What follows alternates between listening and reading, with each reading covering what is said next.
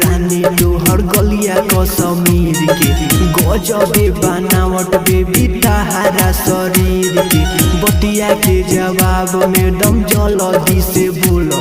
अरे कौन दिक्कत में बारू बेबी भेद अपन खोलो। अरे खोलो खोलो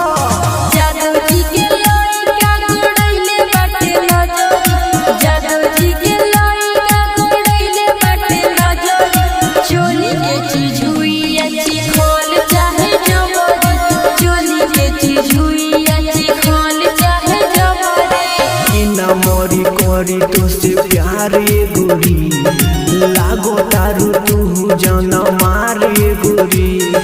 चोली के चीज हुई अच्छी खोल चाहे जबरी, चोली के चीज हुई अच्छी खोल चाहे जबरी। Mix by star music Hasanpura, music by Kundan दास।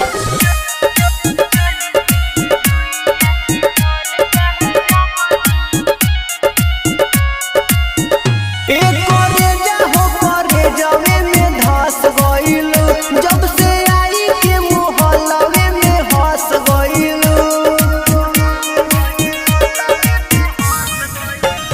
का बोला सिंगार कोई छोड़ दे, हाँ वाला से टमके तोड़ दे।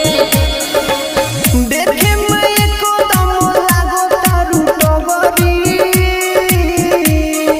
जादू जी के लइका गोड़ैले बाटे नजरी, जादू जी के लइका गोड़ैले बाटे नजरी। चोली के चीज हुई अच्छी खोल चाहे जबरी, चोली के चीज हुई अच्छी खोल चाहे जबरी। देखो ही में लागो तारू इतना तू हेबी केहू के मन बिगड़ जाई बेबी। चोली के चीज हुई अच्छी खोल चाहे जबरी, चोली के चीज हुई अच्छी खोल चाहे जबरी।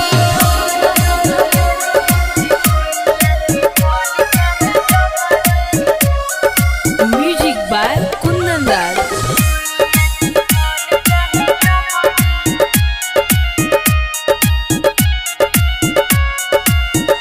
कोनो कमी नहीं बावे कलाकारी में, मन करे कसली ही अकवारी में। एहो जीवरो जन मन थोर भइल, एही बतिया के गौआ में तोर भइल। कमर तुहार लागे पानी के गोगरी। जादू जी के लइका गोड़ैले बाटे नजरी, जादू जी के लइका गोड़ैले बाटे नजरी। चोली के चीज